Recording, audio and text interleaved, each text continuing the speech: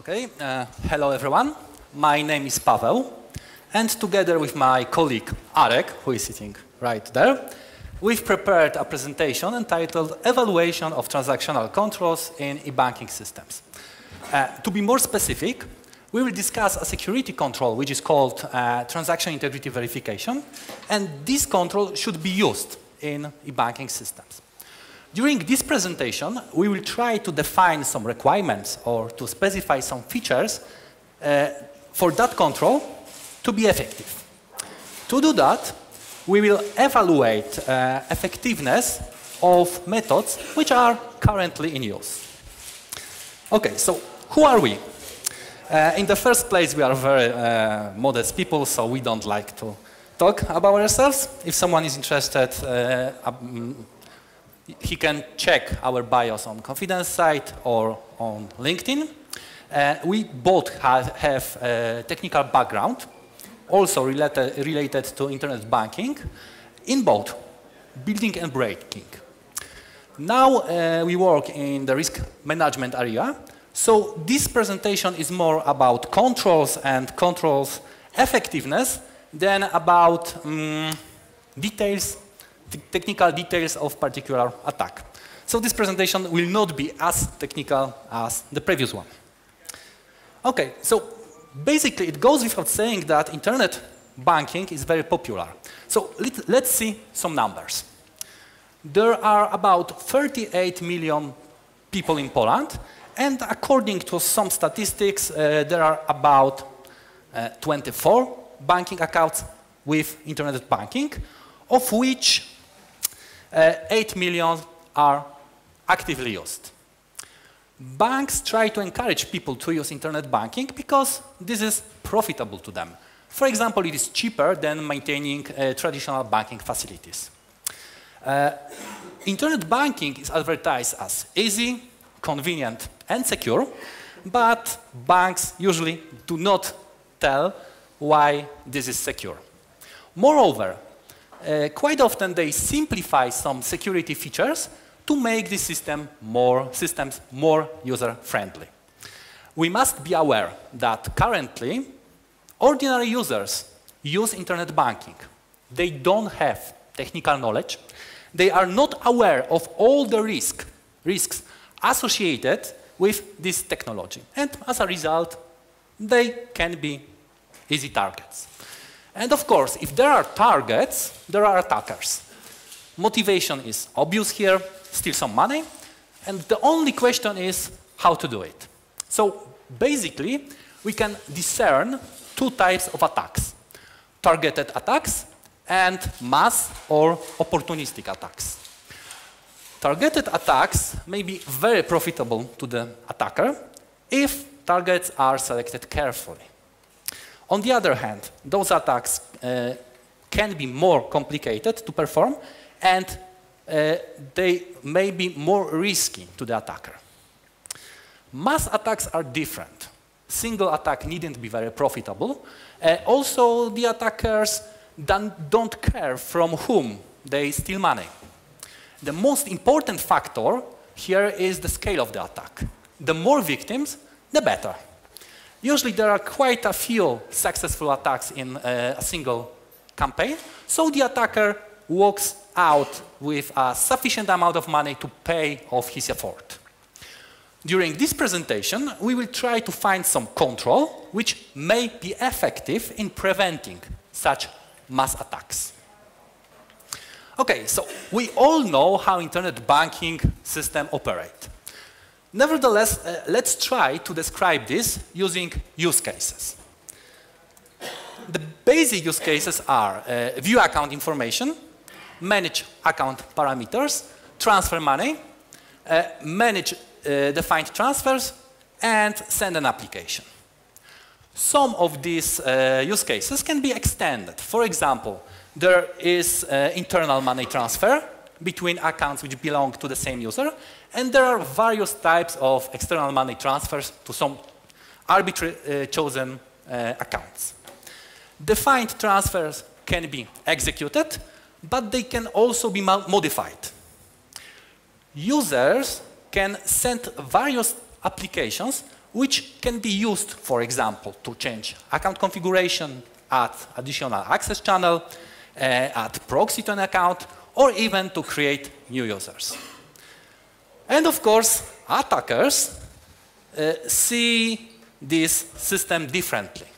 The attackers will try to convert every use case to some misuse case. So what are the misuse cases? Of course, disclosed account information is probably the most obvious one. If the attacker gains access to user's account, he's able to see all the data in the system, which is available in this system to that user. This information is valuable. It may be sold, but it can be also used in some more sophisticated attacks. For example, in some social engineering attacks. However, stealing information is good, but always stealing money is better. So we have this transfer money to attacker misuse case. And this can be achieved either directly using some money transfer functionality or indirectly. For example, the attacker can modify some defined transfer and wait for user to execute it. The attacker can also try to add new access channel using some application. Of course, this access channel should be controlled by the attacker.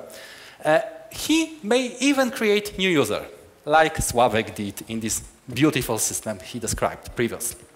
The attacker can even modify the mailing address for some user and then order new credit or debit card, which will be mailed to this new address along with the PIN code. So, as you can see, there is more than one way to skin a cat. Once more, what are the attacker's motivations? So, this may be as simple as disclosing some information which is accessible through the banking system interface. This can be also as complicated as influencing financial markets. For example, by buying some stocks or performing money exchanges. For the sake of this presentation, we will assume that the main goal of attacker is simple. This is only about transferring money to him. So as a result, the scope of our analysis can be narrowed down only to these use cases and misuse cases, which can allow attacker achieving this goal. So basically, we don't care about disclosing information, but we do care about everything else. So any other use case probably should be protected by this additional control we are talking about. Okay, so now let's see actors and interactions which take place when some user uses internet banking system. So there are three actors: the user itself, the web browser which is used by the user, and the banking system. When user executes some operation, he initially provides details of the operation to the browser, and then the browser sends it to eBanking system. The system returns some summary information to the browser. A browser presents it to the user. In the next step, the user confirms that he wants to perform the given operation. Usually some additional code is appended here, and this code is used to confirm or to authorize that operation, that transaction.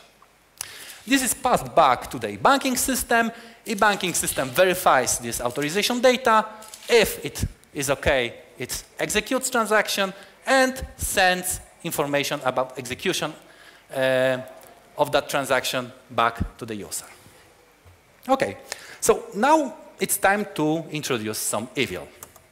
What threats should we consider? Because we are talking about mass opportunistic attacks, threats are quite obvious here. This is malware, this is active man in the middle, and phishing and spoofing. So all those threats are expressed on this slide, used lingo from Information Security Forum threat list. we can map those threats to our interaction diagram. Phishing is not mapped anywhere because it can happen everywhere. Malware usually affects web browser and workstation of the user, and active man in the middle happens between the web browser and eBanking systems. But what malicious activities can be performed by the attacker? It is possible to modify parameters of the transaction which is being executed by the user. This can be achieved by using malware or active man in the middle. As a result, the banking system receives a different transaction or even different operation than the one initiated by the user.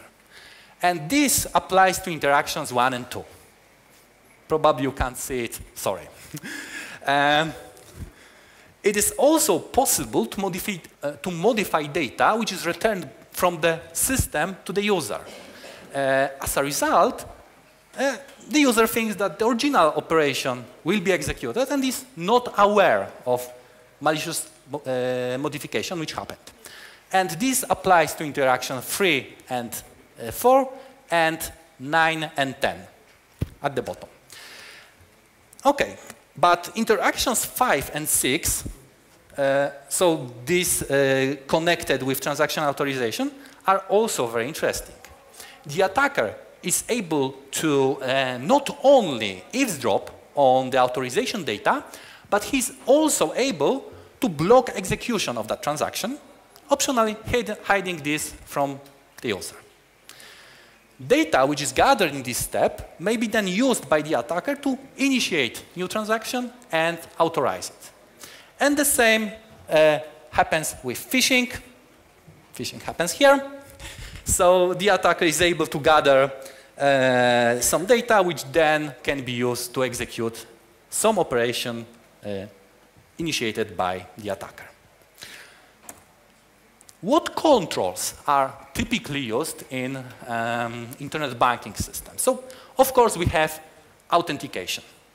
The user needs to identify himself and prove his identity to the system. There is also access control.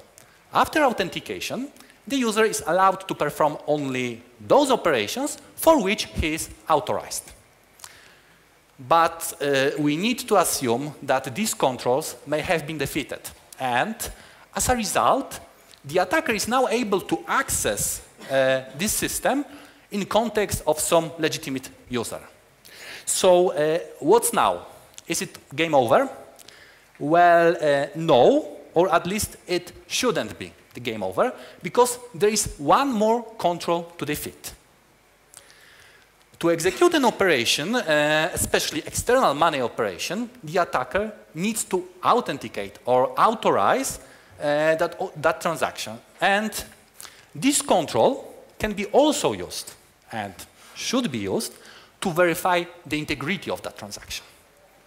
And this control is sometimes called transaction integrity verification, although in Poland it's called autoryzacja transakcji. Okay, so what is transaction integrity verification? Basically, this is a generic term which is used to describe a method of verifying that the actual content of some transaction has not been modified by the attacker. This is not only about confirming that the user really wants to perform an operation, but the operation. Operation with particular parameters.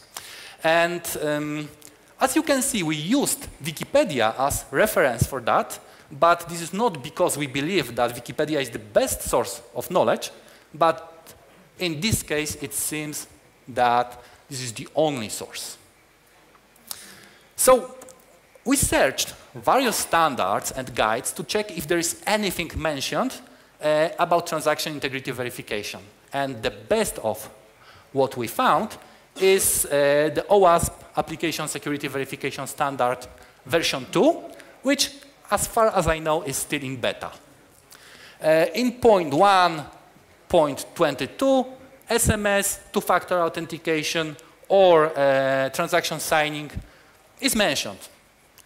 But as you can see, this is a very general requirement.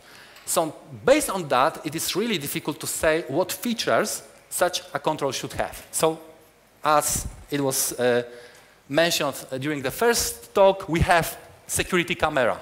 But is it effective? We don't know.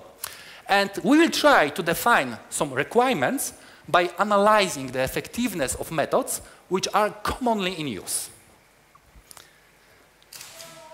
Let's start with defining some scenarios which should be prevented by such control. In the first place, we would like to prevent the attacker from using obtained data to execute transactions without any user interaction. And there are three variants of that scenario. The first variant is the worst one.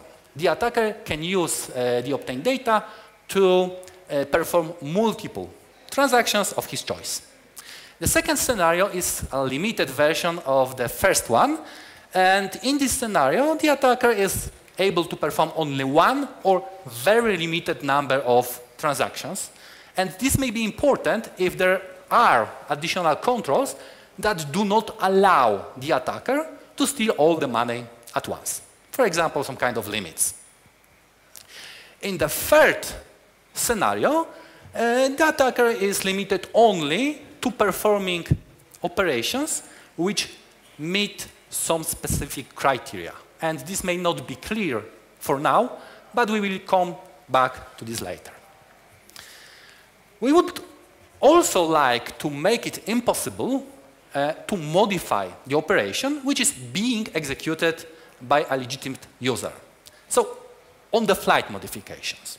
There are also two versions of such scenario. The attacker may be able to make unlimited changes to the transaction, or he may be limited in some way.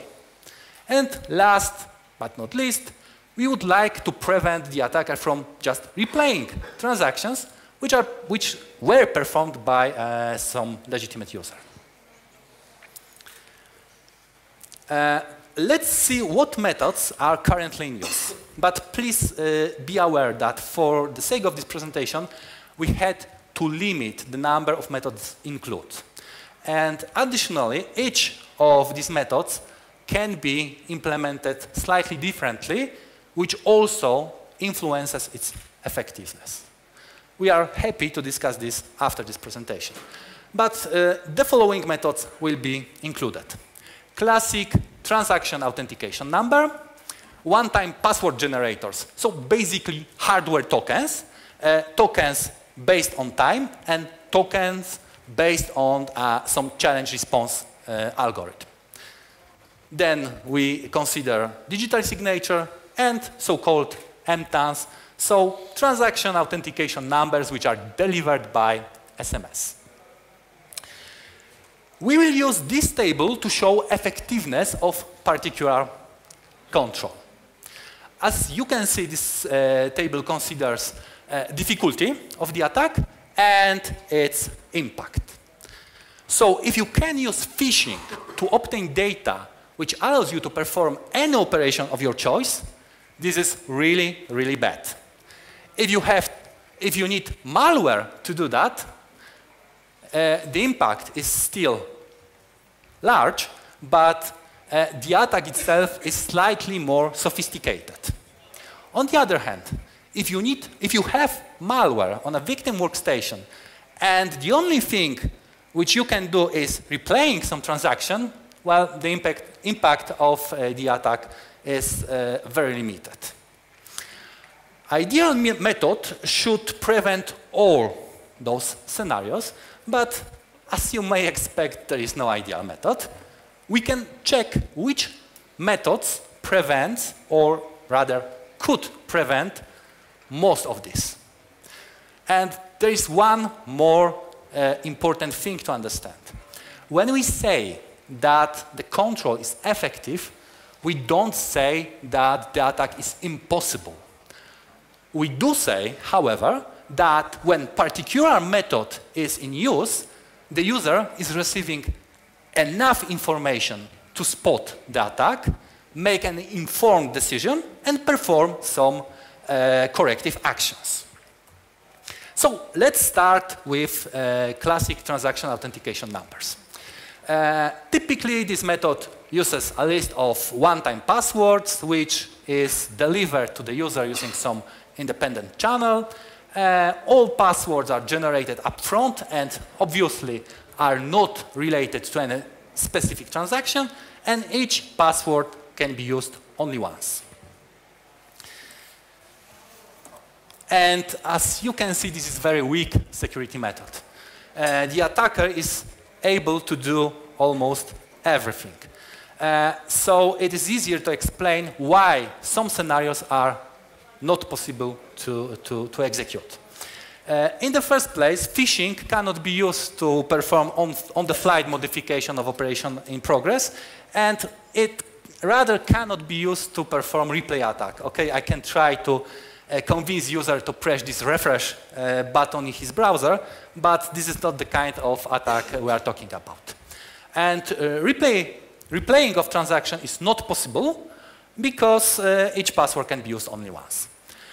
All the other scenarios are possible to execute, mainly because there is no link between the code and particular transaction.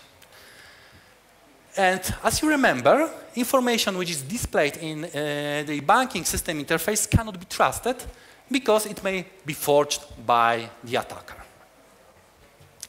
And of course, we have at least one attack scenario behind each of these cells, but we don't have time to discuss this during this presentation. So let's move to the next method. Token, which generates one-time passwords based on current time. So this is hardware solution, and it must be secure, right? Not really. Again, there is no link between the code and the transaction. You may expect that the effectiveness of this method is very similar to classic TANs. And yes, this is true. There are only two important differences. First, because a one-time password is generated based on the current time, the attacker is not able to obtain future codes unless he has access to seed of the token or to the token itself. Physical access to the token, of course, is possible, but it doesn't fit well in our mass attack model. On the other hand, obtaining seeds for all the tokens may be possible. We had this RSA breach, didn't we? Okay, so additionally, we assume that replay attack is not possible because some additional control exists which do not allow to execute multiple operations using the same code. So basically there is some limitation to one transaction per minute. You must remember that this last assumption may not be valid for all implementations. And if this is the case, then the attacker is not limited only to the replay attack, but he can perform any operation of his choice, and the only limit is the time. He needs to perform this operation while the code is still valid. Okay, so there is almost no difference between classic TANs and time-based tokens. How about tokens which are based on a challenge response algorithm? In this scenario, the one-time password is computed based on a challenge for particular transaction, and the challenge should be derived from transactions parameters. Moreover, this challenge should allow the user to verify this transaction.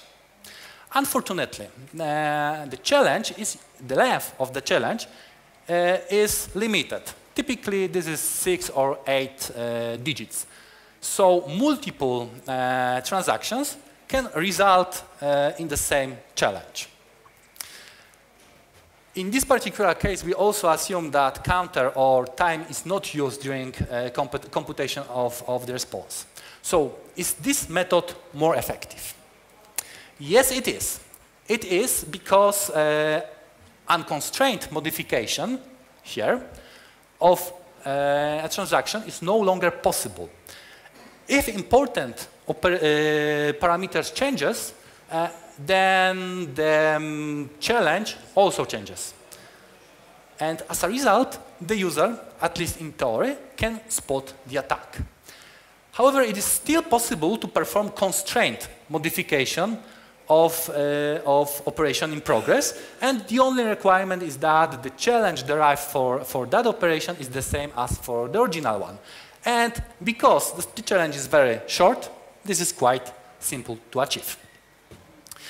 Additionally, if the attacker has single pair of challenge and response, he can perform multiple operations, and the only limit is that the challenges for those new operations are the same as for the captured one. So he is not limited only to replay attack, which of course is also possible. Effectiveness of this method can be improved by including some random nonce in the challenge, but because the challenge is very short, it is better to use tokens which includes time or a counter during derivation of the response. Now let's move to digital signatures. Strong cryptography is used. The key is stored on a smart card, so we can assume that this is secure. And all the important parameters are signed. Transaction details are presented to the user during the signing process, so that he can verify them. And let's assume that nonce is generated by the server, so the replay attack is no longer possible. Is it the perfect method? Unfortunately, no, because the signing process is usually performed using a software component which is installed and run on user's workstation. And this workstation may be infected with some malware, so definitely this is not a trusted environment. As a result, the attacker can modify data which is presented to the user during the signing process, or sign any data of his choice if the smart card has been left in the reader. And it happens a lot, and recently Hasperbot malware is using this fact. So the only scenario which cannot be achieved using malware is the reply attack, but let's face it, this is not a big consolation. So again, this method can be very effective if the signing process is performed in some trusted environment or some trusted device. Of course, this device would need to present all important parameters to the user, and this information needs to be provided to this device somehow. And this is also quite a big challenge. Okay, let's move to the next method, last but not least, MTANs. In this solution, the authentication code is created when user initiates the transaction. The code is delivered to the user along with information about the transaction itself. So the user can verify the transaction. But some information is presented in a shortened form. So this applies also to the beneficiary account, and as you may expect, it leads to some problems. The attacker can modify original transaction in such a way that this modification will not be reflected in the SMS message. And as a result, the attacker is able to perform limited modification of operation in progress. But we have also bigger problem, malware on user phone. And if this is the case, the attacker is able to perform any operation of his choice anytime. Really, game over. So please also note that the malware is not the only possible scenario of overtaking this out-of-bound channel. It can be also achieved using some attacks on GSM network or by attacking the GSM service provider, which is used to send SMS. And for me, this provider is the best target. Also, SIM card cloning may be possible, and in some countries, this is much easier in other. Okay, so we had a quick glance at some methods, and as you may have noticed, two of these methods are much more effective than the other ones. These methods are digital signature and MTANs. So what makes these methods effective? For MTANs, an out-of-bound channel is used to pass back the information about operation to the user. Additionally, the code which is delivered in SMS can be used to confirm only that transaction for which it was generated. If we put aside our limited trust in the security of GSM network, this method has only one apparent weakness. Information about the transaction is presented in a shortened form, which may allow the attacker to perform limited on-the-fly modification of an operation. Of course, we know that there are successful attacks on banks which use MTANs, but this is attack on the user, not on the method itself. Digital signature is effective because all the important parameters of the transactions are signed by the client and are verified by the system. User can verify what is being signed, so he can spot malicious modification. Of course, on the other hand, the signing process is performed using software which is executed in an untrusted environment and can be tampered by the attacker. So, as you can see, there is no perfect solution. However, we can try to specify some features which should be offered by an effective transaction integrity verification control. Two sets of requirements can be defined. One for out-of-bound channel-based methods, and second for transaction signing. So let's start with the requirements for out-of-bound channel-based methods.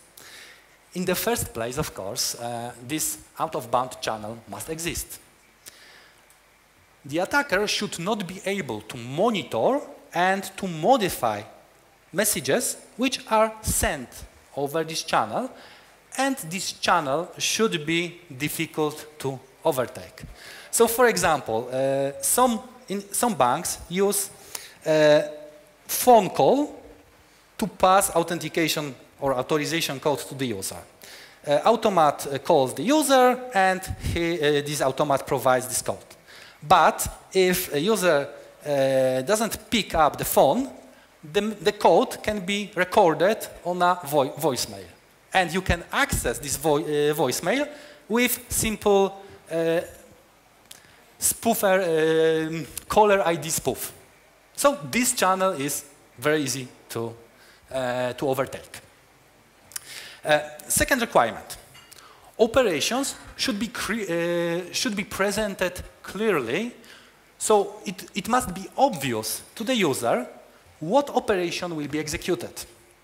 All the important parameters for the specific type of transaction, or rather operation, should be presented to the user so that he could verify them. And again, this is a very tricky requirement. Let's say we want to use this out-of-band channel to confirm some application. How you will present all important parameters of an application in 160 characters which you can use in SMS message. So this is not so easy. Yeah, and it costs more. Talk to banks about that. Okay. Additionally, it should be difficult to the attacker to find two different operations which will be presented to the user in exactly the same form. So if data is shortened, it may be possible, so you should shorten this data in such a way that the attacker is not able to achieve this collision easily. Okay, and last requirement, for each operation, a unique code should be used. This code should be generated only after operation was initiated by the user and must be valid only for that operation. If one of these requirements is not met, some of the attacks discussed previously probably are possible. And what are the requirements for transaction signing? In the first place, the user must know what operation he is signing. This is the single and the most important requirement for all methods which are based on transaction signing. Information about the operation must be trusted, so the attacker should not be able to forge it. Unfortunately, this is almost impossible to achieve if the signing code runs in an untrusted environment. Independent signing devices are safer in this context, but also are less convenient to use. Next requirement. User action should be required, so attacker should not be able to simulate user actions to sign any data of his choice. Ideally, some physical action of the user should be required during the signing process. For independent signing devices, this is usually in place, but for all other methods, this can be quite tricky to achieve. Again, Hasperbot can simulate remotely a user to sign any data. And this is really tricky how to solve these problems in current systems. Because we are talking about transaction signing, usually some secret is involved. This may be a private key for digital signatures as well as some kind of shared secret for other schemes. So for attacker, it should be difficult to generate valid signature without this secret. When good cryptographic algorithms are used, this requirement is usually met. But as always, homebrew crypto should be avoided. Again, Sławek showed us some examples of bad crypto in protocols. Good cryptographic algorithms should also eliminate collisions in signatures. But if the data which is signed is shortened in any way, then the attacker can find useful collision in the data before signing. And this is the reason why limited modification of operation in progress is possible when challenge response token is used. With malware, why not? Okay, there are easier targets. Okay, the easiest target is always the user, so if you can convince user that he needs to enter this, sorry, I was supposed to stand in the light. So if the attacker is able to convince the user to enter code received in the SMS, because you are testing if our SMS system is working correctly, then you can't use technology to solve that kind of problems, sorry. But if the attacker sees any value if in those collisions, then he will be able to use it. And we can discuss this later because we were able to exploit it some time ago. Okay, last thing, even though the impact of replay attack is usually limited, then such types of attacks should be also prevented. So some kind of nonce should be used during signature process or for all other schemes, for example, in challenge response. So to do a quick recap. As for now, there is no perfect methods, but some methods are better than others. You can And you should evaluate the effectiveness of your controls and try to improve them. But you must remember that the weakest link is always there, and this is the user. And we are really bad educators, as, again, it was said in the first lecture today. So even if your transaction integrity verification control is good, you still should create the next layer of defense, because the defense in-depth approach is really, really good.